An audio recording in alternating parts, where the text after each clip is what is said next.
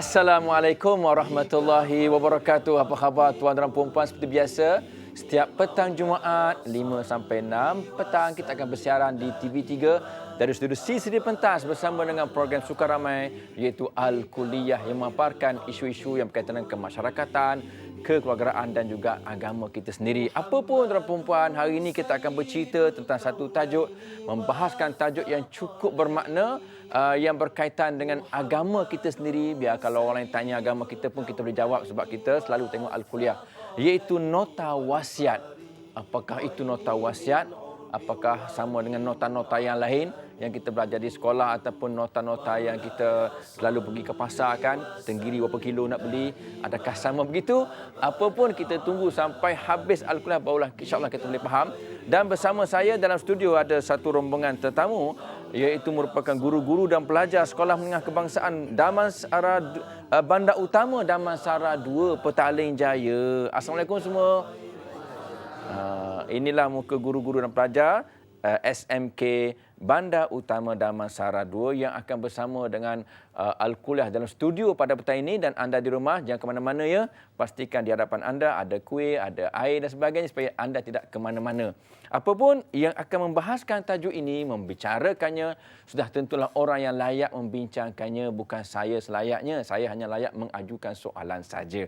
Jadi siapakah beliau? Yang bahagia Ustaz Muhammad Ghazali Ibrahim, seorang pendakwah yang cukup terkenal di Malaysia ini. Tengok muka beliau, kita teringat seorang artis yang cukup hebat, iaitu arwah ya Asri ya. Assalamualaikum Ustaz. Apa khabar? Alhamdulillah. Ustaz datang bukan untuk menasyid ya. Bukan. Kita nak cerita buat nota wasiat, bukan nota lagu ataupun buat nasyid.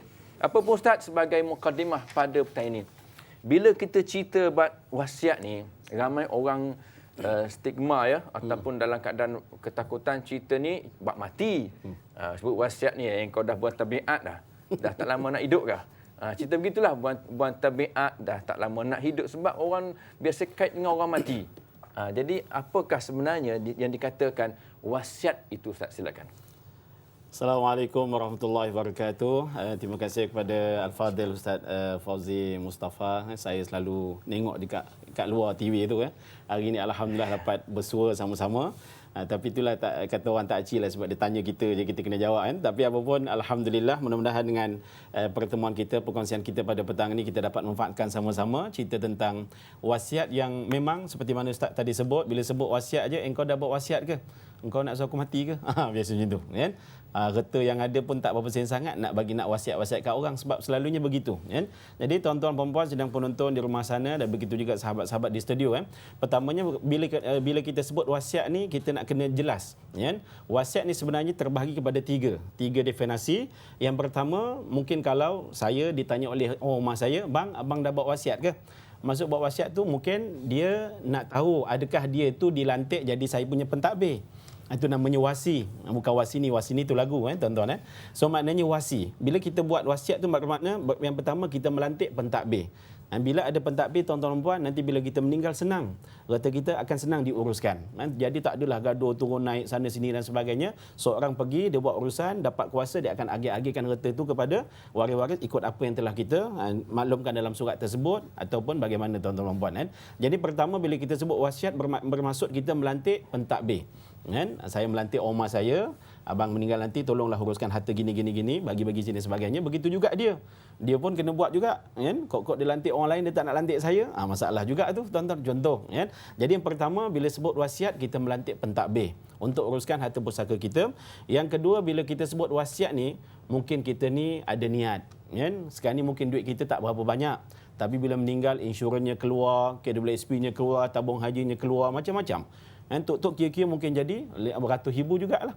Jadi mungkin kita dah ada niat, bagilah masjid sana sikit, bila bagilah surau sana sikit, itu bermaksud wasiat amal jariah. Yang seperti mana Nabi sebut, bila mana anak Adam meninggal dunia, terputus ke semua amalannya kecuali 3. Yang pertama sedekatun jariyatun. Yang itu tidak boleh lebih 1/3 tu. Maknanya kita beritahu meninggal, tolong keluarkan 1/3 daripada harta saya, sedekahkan. ya, kepada masjid, surau dan sebagainya dengan niat untuk beramal jariah seperti mana yang Allah sebut dalam surah An-Nisa ayat 11 hujung tu Allah sebut apa dia? Abaukum wa abnaukum la tadruna ayyuhum aqrabu lakum nafa'a. Ibu ayah kamu, adik-beradik kamu, kamu tak tahu siapakah yang akan berbakti kepada kamu bila mana kamu dah mati. Ya? Mak ayah dapat duit dia lupa kita, suami isteri dapat dia lupa, anak-anak begitu juga. Orang masjid lah, wali jami'il muslimin wal muslimat wal mu'minin wal mu'minat. Masa dia doa, clear. Habis doa, bam kena balun balik dalam tu, kan? Tapi bila kita ada sedekah jariah, terus panjang, tuan-tuan dan puan. Dan yang ketiga, bila kita sebut wasiat, bermaksud wasiat apa tuan-tuan dan puan? Pesanan untuk isteri, untuk suami, untuk anak-anak. Nanti jangan tinggal sembahyang 5 waktu, jadilah anak yang soleh dan soleha. Jangan derhaka kepada ibu ayah, kan? Harta pusaka ayah uruskan elok-elok. Itu maksudnya pesanan kepada anak-anak kita untuk memudahkan kata orang perjalanan selepas itu. Itulah sebagai kata orang mukadimah pengenalan tentang definisi wasiat, Ustaz. Okey, itulah wasiat sebenarnya. Jadi Ustaz, barangkali nak tahu apakah hukum, Ustaz? Hukum wasiat ni, adakah dia sekadar sunat lah kot, ataupun memang wajib? Macam sembahyang juga, ataupun haji juga, ataupun dia sunat muakkadah macam salat witir ke, ataupun harus je? Ataupun haram ke? Apa hukum wasiat ni? Orang kata wasiat ni tak buah bantal. Macam mana Ustaz? Cara-caranya silakan Ustaz. Pada dasarnya kalau kita refer lah pada perbahasan ulama, hukum kita buat wasiat ni hukumnya harus. Maknanya buat pun boleh, tak buat pun tak apa. Tetapi dia ikut situasi. Katalah kalau pertamanya kita ni kan, ada pegang amanah. Pegang amanah maknanya ni duit aku ni bukan, ni duit masjid ni contoh. Ada dulu orang dulu-dulu kan, kadang orang wakaf tanah dan sebagainya dia bagi kepada imam, dia bagi kepada tuan guru dan sebagainya, sedangkan itu wakaf. Jadi maknanya ketika itu wajib dia berwasiat kepada anak-anak dia, ni tanah ni bukan abah punya, walaupun nama abah tapi bukan abah punya. Ini adalah wakaf. Itu bermakna ketika itu dia wajib. Kalau tidak nanti anak dia ingat itu harta dia habis difaraid, kan? Ataupun dalam masa yang sama tengok. Contoh sekarang ni kita lah, sekarang ni semua kita ada hutang. Yang kalau muda-muda ni hutang PTPTN lah tuan-tuan dan puan. Tu ada abang-abang kita belajar dan sebagainya. Jadi apa hukum bayar hutang? Tuan-tuan. Kan? Wajib kan? So maknanya bila bayar hutang hukumnya wajib, ketika itu kalau kita ada hutang, maknanya wajiblah kita buat wasiat pesan kepada waris, nanti kalau abang mati tolong bayarkan hutang-hutang abang. Maknanya ketika itu jatuh wajib. Kan? Jatuh wajib dia buat wasiat. So maknanya ikut situasi lah. Padahal ni sebab pada dasarnya memang harus, tapi tengok situasi dia bagaimana. Kalau situasi kita memang wajib, bermaksud wajiblah kita tulis wasiat untuk pesan kepada anak isteri kita bagaimana nak urus ataupun nak bayar hutang dan sebagainya. Itu antaranya Ustaz. Okey Ustaz, adakah wasiat ni dia hanya tertentu dah harta saja Ustaz? Contohlah orang nak mati kan, dia panggil anak-anak dia kan, "Cik, abah wasiatkan supaya belajar rajin, masuk universiti. Angah, abah wasiatkan supaya cepat-cepat kahwin. Along, abah wasiatkan jangan pinjam dengan Along." Contohnya kan. Adakah itu wasiat juga ataupun kategori lain? Adakah wasiat ni harta je Ustaz? Wasiat. Jadi maknanya wasiat ni bukan harta semata-mata. Itu kadang bila kita sebut kau dah buat wasiat ke belum? Aku harta pun tak ada. Sebenarnya ketika itu dia kena berwasiat tadi tu untuk anak-anak, jangan tinggal sembahyang, jadi anak yang soleh dan soleha. Macam tadi tu dia tahu perangai anak-anak dan sebagainya, jangan gaduh, jangan itu, jangan buat benda-benda dosa ni. Sebab nanti kalau abah mati kau buat benda ni, kan, kalau abah tak bagi tahu awal, nanti abah tanggung dalam tu. Sebab itu dalam surah Yasin ayat 50, malam tadi malam Jumaat biasa kita ni masjid surah baca Yasin, ayat 50 tu Allah sebut fala yastati'una tawsiyatan wala ila ahli yarji'un. Berapa ramai manusia yang dah mati, tuan-tuan dan puan, tapi masih hidup dulu dia lupa nak berpesan kepada anak-anak ni. Jangan tinggal sembahyang, jadilah anak yang baik dan jangan merempit dan sebagainya. Lupa nak pesan, tiba-tiba bila dia mati tengok anaknya merempit. Dia nak cuba jelma ni tapi tak boleh. Cuba jelma dalam mimpi, anaknya tak layan. Berkipas panas dalam mimpi tu. Sebenarnya dia nak bagi tahu ni panah dalam ni sebab kau tak semayang ni. Lantak pi ya tuan-tuan. Itu antara dia. Jadi maknanya semasa hidup walaupun kita tak ada reta, tapi mengenangkan anak-anak kita nanti apa akan jadi dan sebagainya, jatuh sebenarnya wajib juga kita berwasiat tadi tu dalam bentuk-bentuk kata-kata nasihat. Sebab itu para sahabat pun kalau kita buka dalam kitab-kitab memang para sahabat semua semasa hidup ke sebelum nak meninggal ke dia selalu berpesan kepada anak-anaknya apa dia? Usikum wa iyaya bitaqwallah. Kita selalu dengar masa khutbah Jumaat je. Tapi sebenarnya itulah dia. Bermakna kita kena berwasiat atas nama takwa tadi tu. Supaya anak-anak kita menjadi anak yang baik, kan? Generasi kita begitu juga. Ustaz, antaranya. Barangkali orang kita ni Ustaz, dia lebih kepada formal lah. Dia kena resmi, bila wasiat ni dia kena ada meja, mana ada orang depan dia kan. Saya duk gambarkan macam Nabi datang seorang sahabat kata, "Ausini, berilah wasiat kepada aku." Nabi jawab, "La taghdab" je. Jadi boleh tak Ustaz jelaskan sikit tentang ringkas je wasiat ni kan? Silakan. Itu antara bendanya lah. So maknanya ini sambungan kepada tadi itu, sebab selalu bila kita sebut wasiat semua kita duk fikir reta dan sebagainya. Tapi sebenarnya bukan cerita pasal reta pun tak apa. Sebab itu tuan-tuan dan puan, saya pengalaman saya lah duk organize macam-macam benda-benda ni tuan-tuan dan puan. Saya pernah baca wasiat yang ditinggalkan oleh seorang tua. Bila buka tuan-tuan dalam tu dia tak ada cerita pasal harta pun. Dia cerita anak pertama jadilah anak yang baik. Yang kedua begini, yang ketiga memang sampai satu tahap dia sebut. Macam ustaz tadi sebut tu, kahwin cepat, cari calon yang macam mana, yang handsome macam ustaz-ustaz ke contoh kan. Contohlah. Memang kita boleh sebut sekesah tu sampai satu tahap tuan-tuan dan puan, bukanlah kata orang harta semata-mata saja, tapi itu juga sebab benda tu nanti bila dibacakan, bila mana meninggal dibacakan wasiat, arahan-arahan kepada anak-anak tadi, insya-Allah anak-anak dia akan ingat sampai bila-bila. Tapi janganlah wasiat pelik-pelik Ustaz. Wasiat setiap hari Jumaat tolong hantar pisang ke 7 masjid. Abah nak pisang saja, kek pisang tak nak kan.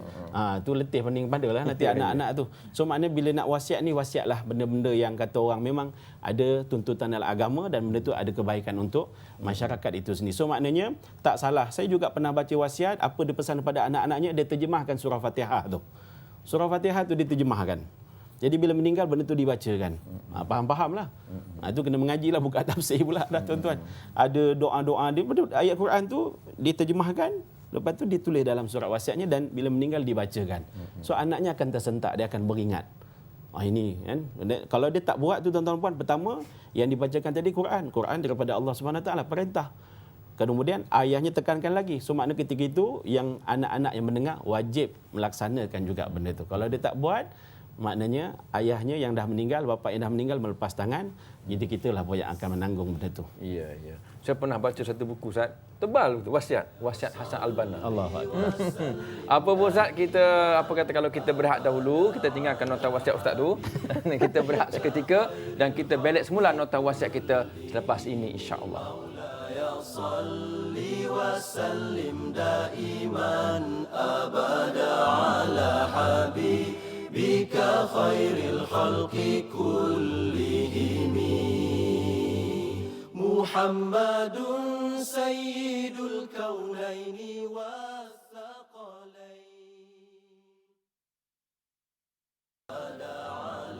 Alhamdulillah, terima kasih kepada anda yang setia bersama dengan Al-Kuliah pada petang ini dengan tajuk kita Nota Wasiat. Apapun saya rasa tak ceria dan tak meriah kalau Al-Kuliah pada petang ini tak bagi peluang kepada rombongan kita yang datang daripada SMK Bandar Utama Damansara 2 Petaling Jaya untuk tanyakan soalan direct kepada Ustaz. Silakan kalau ada. Silakan. Ya. Assalamualaikum Ustaz. Waalaikumsalam. Ustaz telah menjelaskan dengan panjang lebar tentang wasiat. Tapi saya ingin tahulah Ustaz, apa beza antara hibah dengan wasiat pula Ustaz? Boleh tolong terangkan? Terima kasih. Okey, terima kasih. Cikgu ni kot kan. Cikgu takkan belajar kot. Cikgu ni kan. Tentang hibah dengan wasiat. Hibah ni bukan nama orang ya. Hibah ni apa benda Ustaz? Ustaz akan cerita nanti apakah beza. Silakan Ustaz. Terima kasih kepada yang bertanya kan, dan mudah-mudahan apa yang ditanyakan tu penonton-penonton di rumah pun boleh dapat kongsi sama kan. Memang jelas sebenarnya kalau kita sebut bendanya pun lain. Hibah, satu wasiat. Hibah ni maksudnya hadiah. Kan? Hadiah pemberian semasa hidup. Senang ceritanya kita refer balik kisah 3 Abdul. Semua tengok cerita tu. Ismin Walam Diraja, dia ada anak 3 orang, Abdul Wahab, Abdul Wahib, Abdul Wahub. Kan? Dia sayang pada Abdul Wahub ni, dia sayang. Tapi dia tak nak bagi harta masa tu sebab kalau dia bagi nanti abang-abang dia marah. Kan? Jadi apa dia buat? Tapi dia tahu ni kalau dia meninggal confirm mesti anak yang kecil tu akan tenaya. Bukti dia tengok apa berlaku. Jadi semasa hidup apa dia buat? Dia telah hibahkan harta-harta dia yang ada di Uzbekistan, Tajikistan sampai Tanjung Rambutan tu selalu kita dengar cerita dia macam tu kan. Dia hibahkan harta-harta dia yang ke overseas tu untuk siapa? Untuk Abdul Wahab. Tapi cara dia macam mana? Abdul Wahab pun tak tahu. Dia tak tahu. Caranya dia proxy kan. Kalau istilah sekarang ni kita guna istilah proxy. Jadi semua bisnes yang di overseas itu ditukar nama kepada lawyer dia, Sulaiman Aklaken. Itu sebagai pemegang amanah. Kan? Pemegang amanah hibah. So dia dah tukar nama, dia bagi tahu Kak Sulaiman Akhlakan, ini semua bisnes I yang ada dekat overseas ni hibah. Saya hibahkan kepada Abdullah, tapi dia tak tahu. Dan you jangan bagi tahu dia. You bagi tahu dia bila I dah meninggal. Ya, itu yang bila dia meninggal, dia tak tahu apa cerita dia, malam tu mimpi. Itu zaman dulu punya cerita. Kalau zaman sekarang kena ada dokumen. Kena ada dokumen tentang hibah tu. Itu tuan-tuan. So maknanya hibah ni merupakan hadiah. Ibu nak bagi anak, ayah nak bagi dekat anak, boleh. Semasa hidup kita boleh tukar nama kepada anak-anak dan sebagainya. Contoh kalau kita ikut faraid, maknanya kalau kita masa hidup kita tak buat benda-benda macam ni, meninggal nanti anak lelaki akan dapat 2 bahagian, anak perempuan dapat 1 bahagian. Jadi kita selaku ibu, selaku ayah, kita nak bagi sama rata kepada anak kita. Lelaki perempuan nak bagi sama, boleh. Buat hibah cara dia. Pergi ke pejabat tanah, tukar nama, masukkan nama anak lelaki, masukkan anak perempuan. So bila meninggal, rumah tu dia kongsi sama-sama. Dia nak jual, bahagian tu boleh bagi 2-2. So kaedah pertama maknanya kita boleh tukar nama siap-siap, ada duit masukkan akaun anak kita siap-siap. Itu kaedah yang pertama.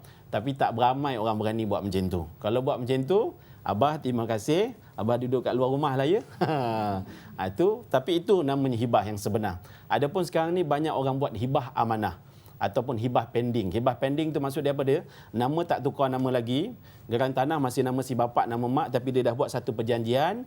Dengan ini saya menghibahkan rumah sekian kepada anak saya nama sekian. Kita tanda tangan beri, dia tanda tangan terima. Benda tu kena ada saksi 2 orang, kena stamping. Lepas tu kita kena support dengan trustee, dengan power attorney, dengan trust deed punya prosedur lah. Jadi bila meninggal terus boleh tukar nama. Ini kaedah kalau kita nak buat sekarang hibah. Justru itu hibah beza. Memang sangat beza dengan wasiat. Wasiat untuk orang selain pada anak-anak. Jadi kita tak boleh sebut dalam wasiat, dengan ini saya mewasiatkan harta saya kepada lelaki 1 bahagian, perempuan 1 bahagian. Tak boleh. Sebab anak kita akan dapat bahagian faraid. Ya? Jadi maknanya sebut juga dalam tu, kalau dua-dua tu setuju, boleh laksana. Tapi kalau tak setuju, tak boleh laksana. Jadi saya serulah kepada ibu bapa yang nak bagi harta kepada anak-anak, buatlah dengan kaedah yang betul, namanya hibah. Dan hibah ni you boleh bagi kepada siapa-siapa pun. Bukan waris pun tak apa. Nak bagi pada saya boleh bagi nama saya IC sekali. Saya nak hibahkan semua harta saya kepada Ustaz Ghazali, boleh. Memang boleh. Tapi kaedahnya kena benar. Kena betul. Jadi mudah-mudahan sedikit penjelasan. Boleh. Terima kasih Ustaz. Biasanya kalau hibah ni dia tak bergaduh dah. Tak ada dah. Sebab dah bagi masa hidup kan. Betul. Terutamanya anak angkat Ustaz. Anak angkat yang jaga mak angkat dia. Betul. Anak kandung tak peduli pun. Anak angkat jaga, so eloklah kalau ada anak angkat yang jaga. Berarti ini hibahkan awal-awal sebelum dia meninggal kan. Okey, Ustaz, kita ambil lagi soalan yang kedua, silakan kalau ada. Assalamualaikum Ustaz. Waalaikumsalam. Saya ada satu soalan nak ditanya pada Ustaz. Silakan. Baru-baru ni saya ada terbaca sebuah buku yang mengatakan bahawa wasiat membenarkan 1/3 daripada harta pusaka dibahagikan kepada bukan waris. Ya. Mohon penjelasan daripada Ustaz. Okey. Kenapa 1/3 Ustaz? Kenapa tidak 1/4 atau 1/5 kah? Ini kah ketentuan Sulaiman Akhlakan macam mana? Silakan Ustaz. Ada satu kisah seorang sahabat, antara saya lupa antara nama tu Sa'ad bin Waqqas ataupun antara Abdul Rahman bin Sa'ad mungkin. Jadi Sa'ad ni pernah jumpa Rasulullah. Dia kata kepada Rasulullah, ya Rasulullah, aku kaya, anak-anak aku semua dah banyak dah reta dah kan. Tapi harta yang masih ada dekat aku ni banyak sangat, masih banyak lagi. Jadi aku cadang kalau boleh semua ni aku nak infakkan fisabilillah, untuk Baitul Mal lah, maknanya untuk Islam lah. Rasulullah kata tak boleh. Sebab apa? Sebab waris kamu lebih utama. Anak-anak kamu tu walaupun betul kamu dah kaya, dia orang pun dah kaya, tapi harta ni lebih berhak untuk waris kamu. Kan? Jadi kalau kamu nak sedekahkan, kalau nak infakkan jangan semua. So sahabat tadi kata kalau begitu 2/3 lah. 2/3 lah aku infakkan semua. Rasulullah kata 2/3 itu masih banyak. Kalau boleh banyakkan untuk waris kamu. Kan? Akhirnya kata, baiklah kalau begitu ceritanya 1/3 lah. 1/3 aku infakkan untuk fisabilillah, 2/3 untuk anak-anak, untuk isteri dan sebagainya. Kan? Rasulullah kata 1/3 itu masih banyak, tapi tak apalah, boleh. Jadi atas dasar itulah tuan-tuan dan puan, ibu ayah yang dia tahu harta tadi mungkin sebahagiannya dia telah hibahkan kepada anak-anak dia, ada sebahagian lagi mungkin duit di tabung haji ke, contohlah. Orang tua kita kebanyakan ada duit tabung haji. Jadi dia pun dah letakkan penama tu. Untuk apa sebenarnya penama tu? Supaya mudah. Dia meninggal, besok penama boleh keluarkan. Dan dia berpesan, dia pesan dekat penama tu, nanti kalau abah meninggal, duit tabung haji tu kamu keluarkan, jangan lupa 1/3 tu hantar masjid sekian, asrama sekian, sekolah sekian dan sebagainya. Itu maksud dia untuk amal jariah. Ya? So maknanya itu kaedah yang dibenarkan oleh agama. Katalah bila disebut amount dia 50,000 kamu keluarkan. Tiba-tiba rupanya 50,000 tu lebih pada 1/3. Kan? Ketika itu pentadbir itu dia kena minta persetujuan ramai. Kalau yang ramai itu setuju, boleh laksanakan. Tapi kalau tak setuju, maksimum 1/3 saja. So maknanya 50,000 tu kalau mungkin lebih, ambil 25,000, itu yang disedekahkan, diinfakkan. Ya? Jadi mudah-mudahan kita jelas bila sebut wasiat, bukan sekadar takbir pusaka, bukan sekadar pesanan untuk anak-anak jangan tinggal sembahyang dan sebagainya, tapi ada satu ni maknanya untuk apa? Untuk tabung kebajikan dia di sana. Ya? Jadi benda ni kita bagi kepada bentuk-bentuk tadilah, masjid, surau, macam-macam lah. Banyak, kita ada banyak persatuan-persatuan NGO dan sebagainya kan. Jadi mungkin kita boleh hebah-hebahkan di situ. Okey Ustaz, apa pun kalau siapa-siapa yang nak wasiat 1/3 tu, di TV3 ada bersamamu. Orang susah kan? Betul. Orang miskin yang hidup menderita Ustaz. Apa salahnya kalau kita hibahkan, wasiatkan 1/3 untuk mereka kan? Betul, Ustaz. Alhamdulillah. Kita ambil lagi soalan yang ketiga, silakan kalau ada. Assalamualaikum Ustaz. Assalamualaikum warahmatullahi. Nak tanyalah Ustaz, boleh tak kita umat Islam menerima pemberian melalui wasiat daripada saudara atau kawan yang bukan Islam? Terima kasih Ustaz. Okey, itu Ustaz. Orang bukan Islam, jiran kita katalah nak wasiatkan sangat, kan? kereta mewah dia untuk kita, kan? Takkan kita nak tolak kan? Kereta mewah kan? Tapi boleh tak Ustaz kita terima dia Islam, dia tak Islam, kita Islam. Silakan Ustaz. Okey, saya kalau ada orang nak bagi memang saya seronok sangat. Ya? Sebab pada dasarnya yang Nabi ada mengatakan orang kafir tidak boleh mewarisi orang Islam tidak boleh mewarisi orang kafir. Itu saya buat contoh macam inilah. Contoh, bapaknya Islam, anaknya kafir. Ya? Ataupun anaknya kafir, bapaknya Islam. Contoh, terbalik samalah tu kan tuan-tuan. So maknanya bapaknya kafir, anaknya Islam. Kan? Kadang family gitu kan. So maknanya kalau si ayah ni meninggal, anak yang Islam tadi tu tak dapat bahagian. Ataupun anak yang Islam tadi meninggal, bapaknya tak dapat bahagian faraid. Itu maksud dia. Adapun sekarang ni kita ada kawan baik dan sebagainya, I dah tulis you punya nama dalam I punya wills, tu dia, kan? You akan dapat certain sekian.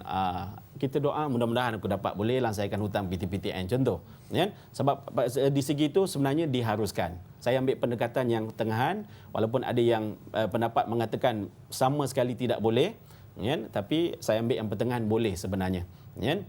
Cuma kalau kita tahu dia tu meniaga benda-benda yang dah confirm pendapatan dia daripada Masya Allah kan, yang benda-benda tak halal tu, tu kita terima, boleh terima, ambil duit tersebut tapi gunakanlah untuk maslahah ammah. Turap jalan raya, buat pagar masjid kan. Itu antara benda-benda macam itulah boleh. Kan? Itu antara. Mudah-mudahan Jadi kalau ada siapa-siapa tu boleh bagi tahulah kan. Kalau dia tak tahu nak bagi siapa, insya-Allah kan. Kita banyak tempat boleh pergi gitu dia. Okey. Kita ambil lagi soalan yang keseterusnya daripada guru dan pelajar SMK Badan Utama. Silakan kalau ada. Okay. Assalamualaikum Ustaz. Waalaikumsalam. Okey, saya ada satu kemusykilan untuk pengetahuan Ustaz lah. Saya masih bujang dan tak ada waris terdekat. Jadi persoalan saya nak tanya, adakah perlu untuk saya menulis wasiat? Terima kasih Ustaz. Okey, dia lah Ustaz, dia bujang. Kau mati seorang-seorang kat rumah kan. Tak ada orang tahu. Dia pun kena tulis, siapa tahu hati dia kan. Dia nak bagi wasiat kat kita dua ke contoh kan. Dia kena tulislah Ustaz Ghazali, Ustaz Fauzi sekali jadi perlu tak Ustaz wasiat ditulis tadi? Silakan. Pada dasarnya sebenarnya bukan orang bujang, bukan orang kahwin berapa pun kena buat semua. Maknanya bila kita alhamdulillah kita ada tanggungjawab, kita ada reta, kita ada beradik, kita ada waris. Mungkin macam kes saudara yang bertanya ni mungkin yalah walaupun tak berkahwin tapi dia ada mak, mungkin dia ada adik beradik, dia ada niat juga nak sedekah di masjid, surau dan sebagainya. Kan? Paling tidak untuklah. Jadi atas dasar tu dia kena fikir kalau ini situasinya aku takut kalau aku meninggal nanti harta aku akan difaraidkan. Memang akan difaraidkan. Kalau mak ayah hidup lagi, mak ayah akan dapat, habislah. Maknya akan dapat 1/3, selebihnya 2/3 pergi ke ayah. Kan? Ataupun kalau mak ayah dah tak ada, pergi ke adik-beradik. Kita dah terbayang pula muka abang kita lain macam sikit. Kan? Oh ini tak boleh harap, ni tak boleh pakai. So ketika itu, wajiblah kita buat wasiat untuk apa sebenarnya? Untuk kalau kita ada niat nak berjariah di mana-mana. Dan paling tidak pun sebenarnya, siapa yang nak nguruskan kita punya aset tu? Kan? Kalau kita ada suami isteri, okey, suami boleh urus, isteri boleh urus. Kita yang bujang ni kata orang siapa? So dalam hal ni kita kena maklumkan kepada mungkin rakan yang terdekat dengan kita. Minta maaflah, saya dah lantik awak kalau apa-apa, you tolong tengok-tengokkanlah saya punya ni sebagainya. Kan? Saya pun tak nak meninggal reta, pending, sangkut. Kan? Jadi paling tidak biar esok lusa meninggal dalam tempoh setahun tu kalau boleh, habis dah tak ada nama kita. Kan? Ini kadang malaikat pening kepala. Malaikat tu, malaikat muka nakir tu, kita dah mati 3 tahun. malaikat tanya, dia kata, engkau ke atas ada hutang lagi, bil api, bil air tak bayar lagi. Aku dah mati 3 tahun dah, tapi kenapa nama tak tukar lagi? Kan? Jadi sekarang ni aku nak tanya yang atas lagi yang bawah ni. Malaikat pun dah confused, kan? Jadi dalam hal ni maknanya siapa pun kita, kalau kita rasa-rasa kita ada tanggungjawab, ada itu dan sebagainya, eloklah kita buat. Walaupun dia hanya selembar kertas saja, tuan-tuan buat. Tidak mesti nak beria buat, sekertas boleh. Sebelum tidur dengan ini saya berwasiat, siapa-siapa yang jumpa, dan saya dah, kata orang nazak meninggal ni, baginya 1/3 daripada harta dia. Cuba rebut pula orang nak jumpa dia, tuan-tuan. Contohlah. Tapi maknanya tulis elok-elok. Sebab itu ada cerita pula. Menulis wasiat ketika kita sedang sakit tenat, benda tu boleh reject. Sebab itu tulislah, dikala sihat sekarang ni, jangan tunggu dah tersadai baru nak tulis. Nanti banyak isu, kan? Banyak isu. Kadang orang datang tanya kat saya, ustaz, benda ni boleh pakai ke? Saya kata itu yang kadang benda-benda ni susah. So maknanya zaman sekarang ni proper. Buka kita punya iPod ke iPad, saya pun lupa tentang nama-nama tu, type elok-elok. Jangan bangun tengah-tengah malam ambil kertas, ambil pek dawat basah di malam yang hening bening tengah pening ini, tu dia. Dah menangis leleh air mata kembang dakwat tu, dah tak boleh nak baca. Tulis elok-elok, kan? Supaya apa? Supaya siapa yang terima kita punya wasiat mudah dia nak uruskan. Jadi pada dasarnya sebenarnya bukanlah kerana kita ni tidak berkahwin, kan? Pun tak perlu buat, sebenarnya kita kena buat sekiranya kita tengok, ya aku ada tanggungjawab ni. Takut kalau meninggal dunia ni reta-reta aku, hutang aku macam mana? Jadi kena buat juga.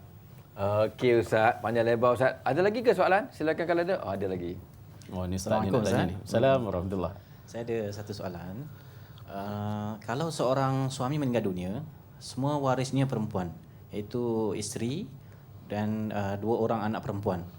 Kebetulan ibu bapa si suami tu dah meninggal dahulu sebelum dia. Jadi dalam situasi ni apa yang harus dilakukan? Terima kasih. Okey. Ini okey. Silakan Ustaz. Pening sikit. Saya pun kalau merata ceramah antara benda yang utarakan inilah. Sebab kadang betul nak menjana rezeki dia, kan, anak dia semua perempuan, kan? Dia pun kena terfikir kalau suami aku meninggal ni, yang ada dia dengan anak-anak dia. So kalau kita ikut hukum faraid, bila suami tadi meninggal, si isteri hanya akan dapat bahagian 1/8 saja. Kemudian anak-anak perempuan sebab 2 orang akan dapat 2/3. Kalau anak perempuan seorang hanya dapat 1/2. Jadi kalau kita tengok 1/8 isteri, 2/3 anak, kan? 2/3 anak. Kalau kita campur-campur di situ, nanti kita kira 8 dengan 3 tadi tu, kalau kita kalikan dia jadi 24. So isteri punya bahagian 3/24, anak punya bahagian asalnya 8/24 dikalikan 2 jadi 16. Jadi 24 kita tolak 16, kita tolak 3, dia akan ada baki 5/24. Kan? 5/24. So kalau yang meninggal tadi tu memang confirm ayahnya tak ada, adik-beradik laki tak ada, anak laki tak ada, dia akan pergi ke Baitul Mal. Kan? Kita akan pergi ke Baitul Mal. Kalau nak pergi Baitul Mal tu, dia kena tengok dulu saudara terdekat dengan si mati tadi. Tengok rupanya yang meninggal ni ada adik-beradik laki ataupun adik-beradik laki dan perempuan. Jadi 5/24 tadi yang namanya asabah akan pergi kepada adik-beradik. Kan? So dalam kes ini, tuan-tuan dan puan, bila kita bicara kuasa nanti dekat pejabat pusaka kecil dan sebagainya, adik-beradik akan masuk sama. Bila masuk sama, pergolakan macam-macam cerita, panjang cerita dia. Jadi dalam kes ni, ialah kalau dah rezeki kita anak perempuan contoh, buatlah sesuatu. Kita sayang pada isteri kita boleh lantik dia jadi pentadbir. Kedua, kita boleh isytiharkan baginya harta sepencarian. Sebab kalau kita tengok meninggal 1/8 je dia dapat. Dia nak jaga anak-anak kalau kecil lagi ni. Jadi kita isytiharkan harta sepencarian. Dan separuh daripada harta saya adalah harta sepencarian kepada isteri. Contoh. Lepas tu untuk anak-anak kita boleh isytiharkan hibah. Jadi bila meninggal maknanya harta tu solid bagi isteri dan anak-anak. Alhamdulillah. Itulah cara yang terbaik saya, supaya tidak pergi tempat-tempat lain yang sepatutnya dia jaga anak dia, kan. Okey Ustaz dan tuan-tuan puan, kita berehat sekali lagi. Cerita tentang nota wasiat memang tak habis ni. Kita berehat seketika dan jumpa lagi selepas ini insya-Allah. وسلم دائما أبدا على حبيبك خير الخلق كلهم محمد سيد الكونين والثقلين. Sebab nota wasiat bukan maksud kita nak mati, ya. Ini untuk kepentingan ahli keluarga kita dan kita sendiri di alam barzah. Apa pun Ustaz Ghazali, bila cerita bab wasiat ni kadang-kadang orang kata apa, senang buat wasiat. Sebab kalau kita mati nanti tidak berlaku pergaduhan. Sengit ke tak sengit tak kira lah, ya. Pergaduhan. Ataupun asyik turun naik mahkamah aja. Naik turun naik mahkamah. Kadang-kadang mahkamah tak ada lift, naik tangga lagi letih kan. Jadi apakah betul cerita-cerita ini Ustaz? Buat wasiat senang, tidak bergaduh dan tidak turun naik mahkamah. Silakan Ustaz. Okey, cuma definisi senang tu kadang orang tak faham kan. Selalu orang dah sebut kau buat wasiat nanti senang. Anak beranak tak gaduh kan.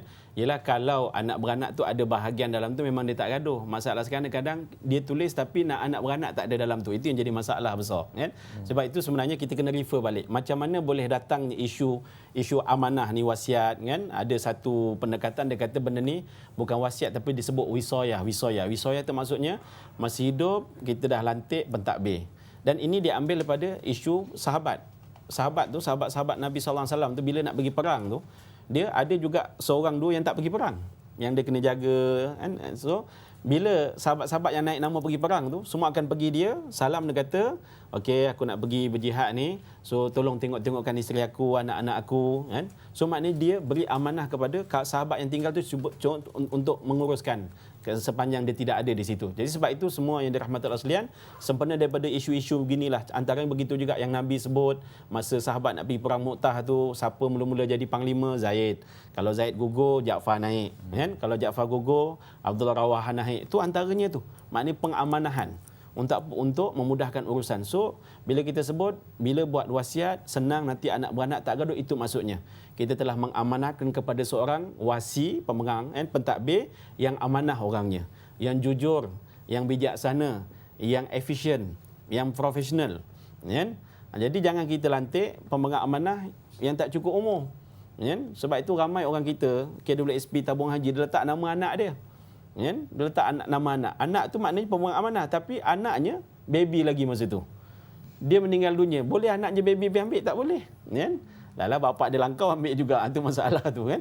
Jadi maknanya kita melantik seorang pentadbir yang orangnya memang jujur lah, suami isteri, abang kakak dan sebagainya, yang bila mana kita meninggal, bila dibuka dalam tu memang orang yang hidup tadi bila dia buat benda tu dia refer kepada Quran dan Sunnah. Dia tak ada cerita benda-benda mengarut. Ni anak aku seorang ni memang tak boleh pakai, kau jangan bagi. Itu tak betul. Tuan-tuan. Ya, lepas tu dalam wasiat tu bila sebut surat wasiat tu makna di situ lengkap dengan dokumen-dokumen. Kita ada kereta, motor dan geran tu, salinan tu disimpan sekali. Jadi bila meninggal senang, besok lusa ambil yang original boleh buat urusan. Hari ini kita buat wasiat tapi 2 keping, 3 keping. Mana pergi tu? Salinan-salinan geran tak ada. Dan kita pun tak tahu kan. Macam saya pun tak tahu rumah saya ada apa kalau dia tak buat benda tu. Nanti meninggal dunia pening kepala saya nak cari mana buku bank dia, mana buku tabung haji dia. Jadi bila kita sebut wasiat, nanti anak beranak senang tak bergaduh, maksudnya itu tadi tu. Sebab dokumen tu lengkap. Dan ada pula arahan-arahan, ini kamu punya, ini kamu punya, kamu punya dan sebagainya. Ya? Itu antara maksud hari inilah yang kadang orang tak faham. Jadi memang pengalaman saya sendiri banyak direferkan kes-kes, alhamdulillah, yang kalau mak ayah masih hidup dia buat benda tu betul-betul memang memudahkan urusan dan pusaka bila anak beranak tadi turun mahkamah dan sebagainya. Okey Ustaz, kata kalau seorang ayah yang baik ni dia kata ayah nak wasiatkan rumah bagi kat mak kalau ayah meninggal nanti. Rumah bagi kat mak. Tanah getah itu bagi kat Angah. Tanah sawah bagi kat Along. Tanah sawit bagi kat Acu. Tanah yang tenggelam banjir itu acik. Itu ikut hukum boleh tak Ustaz? Ataupun dia dipanggil benda lain? Wasiat ke apa benda tu? Silakan Ustaz. Memang ni pun orang kita selalu situ macam tu sebut kan. Balik rumah anak-anak semua balik 10 orang dia pun sebut ni pokok ciku sampai pokok durian kau punya, durian rambutan kau punya kan. Jadi sebenarnya apa yang ayah sebut, apa yang mak sebut tadi tu dalam bentuk tadi tu itu sebenarnya hibah, bukan wasiat. Kan? Sebab syarat hibah ni pertama hibah kena hebah. Hibah tu hadiah kita tu kena hebah. Ya, cuma jangan hebah satu kampung lah. Semua hebah dengan anak-anak cukup lah. Ni kamu punya, kamu punya, kamu punya. Dia dah beri arahan dah. Jadi kalau jadi apa-apa dekat mak ayah, ni bagi ni. Cuma bila meninggal mak ayah tadi tu, sebab mak ayah kita ni sebut je. Benda tu tak bertulis. Dan berani kita suruh mak ayah kita tulis. Mak tulislah. Kau nak sokong mati. Dia sumpah kita kan kata. Elok-elok dapat bahagian, tak dapat bahagian. Jadi maknanya apa yang mak ayah tadi dah sebut, walaupun dia kata wasiat ni, ayah nak wasiat ni, bukan wasiat sebenarnya. Walaupun dia sebut macam tu, tapi itu sebenarnya adalah hibah. Dia dah dalam hati dia memang dia dah bagi siap-siap dah. Untuk apa sebenarnya? Untuk memudahkan urusan bila dia meninggal. Jadi apa yang berlaku hari ni? Bila mak ayah meninggal, kita adik-beradik tak sepakat. Itu masalah besar. Kan? Dan itu kelebihan orang Melayu, kita susah nak sepakat. Kan? Jadi sepatutnya adik-beradik tadi, anak beranak, duduk balik, ingat apa ayah sebut masih hidup, dah bagi siap-siap. So apa yang ayah sebut tu tuan-tuan dan puan, ambil kertas, tulis balik. Tulis balik. Kami dengan ini bersepakat menganggihkan harta ayah, membagikan harta ayah seperti berikut. Nombor 1, Along dapat itu. Nombor 2, Angah dapat ini. Tulis balik apa yang ayah tadi sebut, lepas tu tanda tangan siap-siap, dimatikan stamp ataupun akuan sumpah, bawa benda ni tadi ni, bawa pergi ke mahkamah, bawa pergi pejabat pusaka. Jangan pergi dulu baru nak berbincang dalam tu, bergaduh. Kan? Jadi sebelum pergi, duduk elok-elok. Ingat balik apa ayah sebut tadi, mak sebut tu, kan, duduk elok-elok. Sebab itu dalam agama tuan-tuan dan puan, bila mana seorang itu meninggal dunia, apa yang kita nak kena buat? Kita nak kena segera mandikan jenazah dia. Lepas tu segera kapankan, segera sembahyangkan, lepas tu yang keempat segera kebumikan. Ada yang kelima ni. Kelima ni kita jarang buat. Apa dia? Harta pusakanya hendaklah segera diselesaikan. Sebab masa itu semua balik tuan-tuan. Kenduri 3 hari itu semua balik. Yang Kampung Baru balik, yang duduk Kuala Kubur Baru pun balik, yang duduk Johor Baru pun balik, yang duduk dekat Kota Baru pun balik masa tu. Kan? Jadi masa balik tu terus bincang. Kan? Masa bincang terus macam mana nak buat supaya urusan selepas tu senang. Kan? Sebab itu tolak ke tepi lah isu ni kuang ajar, ni kubur ayah merah lagi. Jadi kalau tanam tanah bukit sampai bila-bila pun merah. Kan? Jadi maknanya tolak benda tu sebab kita kena segera uruskan benda ni. Jadi ingat balik, ini untuk kebaikan kita bersama juga. Jadi takut kalau kita tak buat benda ni tuan-tuan dan puan, kita jatuh dosa, ayah kita dalam tu akan merana. Sebab apa? Itu adalah hasrat dia. Kan? Hasrat untuk menyatukan anak-anak. Jadi ikutlah cakap dia. Cuma kaedahnya kita tak buat elok-elok. Sepatutnya kita tulis benda tu untuk mudahkan urusan. Okey Ustaz, apa pun nanti kita akan bincang Ustaz kaedah-kaedah mudah untuk berwasiat. Apa pun jangan mana-mana ya. Kita berehat seketika, jumpa lagi selepas ini insya-Allah.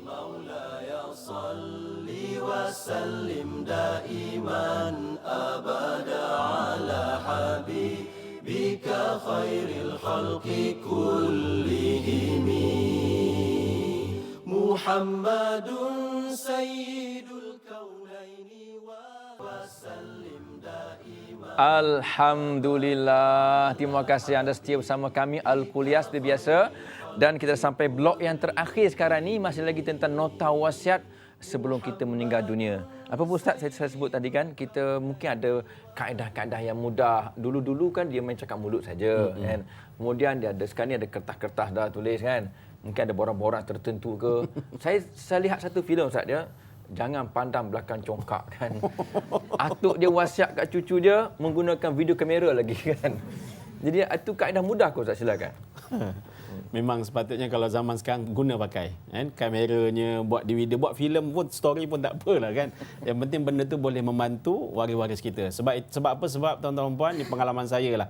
Saya buat kerja dakwah faraid pusaka ni. Sebab orang kita ni suka sangat tengok cerita pusaka kan, saka-saka tu sampai lupa dia punya pusaka kan. Tu dia. Jadi maknanya 8 tahun ni macam-macam cerita. Saya pernah baca wasiat sebelum zaman Jepun lagi tu pun ada. Tulis tangan lagi, kan? Jadi zaman sekarang ni zaman sains, teknologi dan sebagainya canggih ni, kita tolaklah tepi isu-isu tulis tangan, pakai dakwat celup, itu tak payahlah, kan? Tolak tepi semua bentuk, buat kata orang elok-elok, cantik-cantik. Dan kalau tak nak pening kepala, jumpalah mana-mana lawyer peguam dan sebagainya. Kalau tak nak pening kepala lah. Tapi kalau jumpa lawyer pening kepala, tak usah jumpalah. Itu dia. So maknanya sebenarnya wasiat ni boleh buat sendiri. Boleh buat sendiri, kan? Dengan ini saya, nama kita, kan? Nama kita, IC dan sebagainya. Pertama, mesti kena ada orang yang nak laksana wasiat. Sebab syarat wasiat ni, pertama, orang yang si pewasiat tu, orang yang berwasiat, saya. Yang kedua, orang yang akan melaksanakan itu wasiat. So siapa dia? Isteri ke suami. Dengan ini saya melantik isteri saya untuk uruskan harta saya. Yang ketiga, apa barang yang diwasiatkan? Apa dia? Bayarkan hutang-hutang saya, kumpulkan harta-harta saya, agihkan harta-harta saya kepada waris-waris saya. Kena ada. Ini lantik tak tahu kerja buat apa. Lantik suruh buat kerja tapi tak tahu apa bendanya nak buat kerja. Kan? Dia kata suruh bayar hutang, mana senarai hutang dia? Dia kata suruh kutip harta, mana hartanya? Dia kata suruh agihkan kepada waris-waris, mana waris-waris dia? Kan? Nanti main ramai satu kampung aku waris, pening kepala aku. Itu dia. So kita jangan nyusahkan pula si pentadbir. So maknanya kena ada orang yang berwasiat. Kan, kedua, kena ada orang yang akan melaksanakan itu wasiat. Ketiga, ada orang yang akan apa dia? Yang kata orang, ada arahan-arahan tadi apa bendanya. Yang ketiga ialah kalau dia nak beri harta tu kepada masjid surau, kena adalah orang tu siapa pula. Kan? Tapi kalau dia sebut bagilah masjid, kita pergilah mana-mana masjid. Kan? Dan yang kelima, kena ada saksi. Saksi 2 orang. So saksi 2 orang, saksi dokumen, dia tanda tangan, kita yang buat wasiat tadi tanda tangan. Lepas tu sekarang punya cerita kena stampingkan. RM10 je, bukannya mahal pun. Stampingkan supaya benda tu legal, cantik, dan bila meninggal benda tu jadi bahan bukti untuk mudahkan urusan harta pusaka kita. Jadi tuan-tuan bolehlah, saya pun ada menulis buku, tuan-tuan bolehlah pergi di kedai-kedai buku. Tajuknya nota wasiat. Nota wasiat, dalam tu ada contoh-contoh draft. Jadi bolehlah, mudah-mudahan boleh membantu insya-Allah. Ni kira wasiat Ustaz ni. Wasiat saya. Okay. Okey Ustaz, ni kita ada 2 minggu lagi Ustaz untuk menyambut Hari Raya Korban. Kata-kata setengah-setengah orang Melayu ni dia akan letak peserta tu arwah bapa dia, arwah mak dia dah meninggal 10 tahun sudah. Jadi setengah kalau kita baca kitab kata mesti ada wasiat si mati. Sila Ustaz kupakan sikit. Ya, ini antara merupakan katalah saya contoh jangan cerita ayah saya dah meninggal, saya dalam wasiat tu saya sebut setiap tahun dengan harta yang saya tinggalkan nanti dikeluarkan untuk buat korban setiap tahun selagi duit itu tidak habis. Tapi kalau sekali buat habis-habislah kan. So maknanya kalau saya ada sebut dalam itu wasiat dengan niat nak beramal jariah tadi tu. Sebab benda ni dimakan bagi makan orang dan sebagainya. So amal jariah lah. Jadi bila saya sebut benda tu, walaupun saya dah mati, selagi ada duit saya, selagi datang musim korban ni, kena tunaikan benda tu. Tapi kalau saya tak sebut, rumah saya tak boleh pandai-pandai keluarkan duit tu. Sebab kalau dia keluarkan juga, dia makan hak orang lain. Jadi maknanya boleh buat dengan persetujuan pula. Tanya waris, boleh tak kita korbankan kita ambil bahagian duit ni, kita buat korban setiap tahun. Kalau waris kata setuju, boleh. Tapi kalau tidak ada wasiat daripada saya, arahan daripada saya dengan niat amal jariah, tak boleh laksanakan kecuali dengan persetujuan. Jadi ni nak korban ni kena cek balik. Kalau waris setuju, sila. Tapi kalau itu duit saya, kan? Kalau duit kita ni eloklah buat korban untuk orang yang hidup sebenarnya, bukan untuk orang yang mati. Okey Ustaz, satu benda yang memang sering berlaku Ustaz, berpecah belah di kalangan adik-beradik ataupun keluarga Ustaz. Disebabkan ada orang meninggal tanpa wasiat.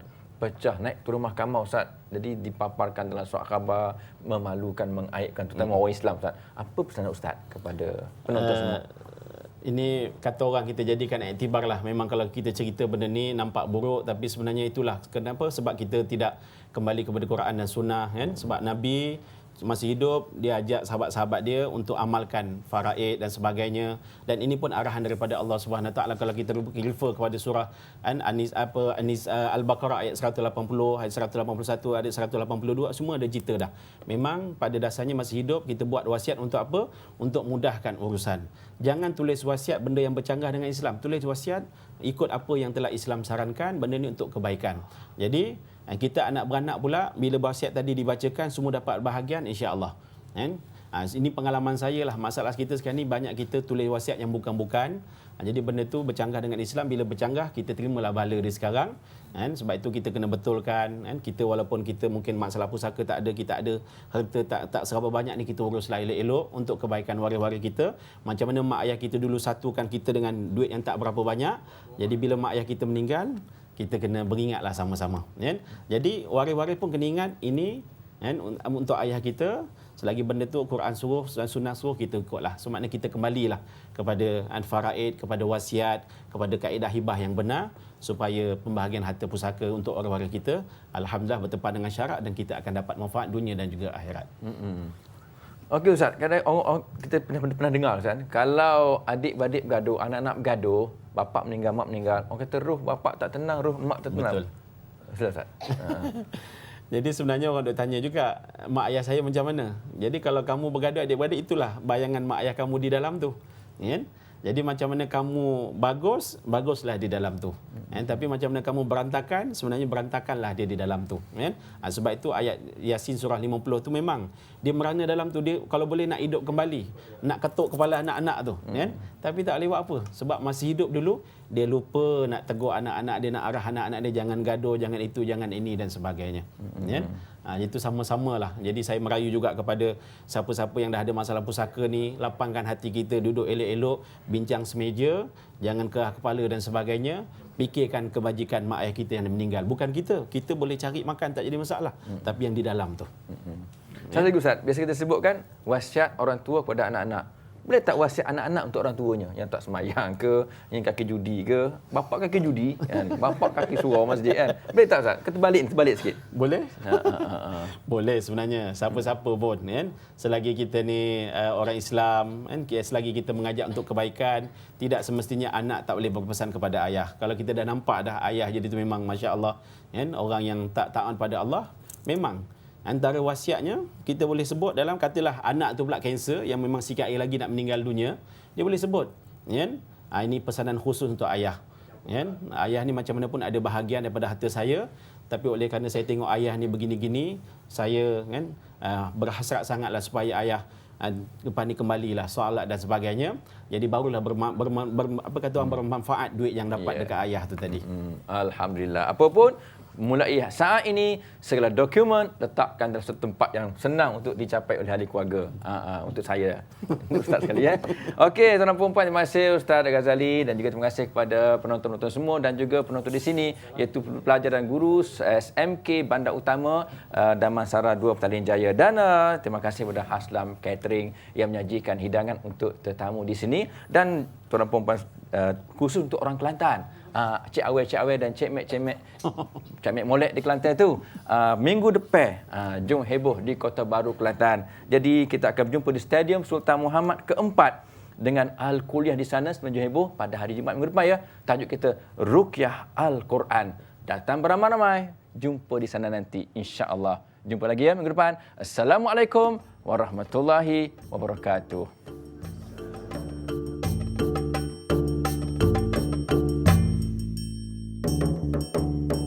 Tanpa agama manusia binasa, tanpa ilmu manusia buta, tanpa iman manusia sengsara, tanpa ukhuwah manusia tersiksa, tanpa ukhuwah manusia tersiksa.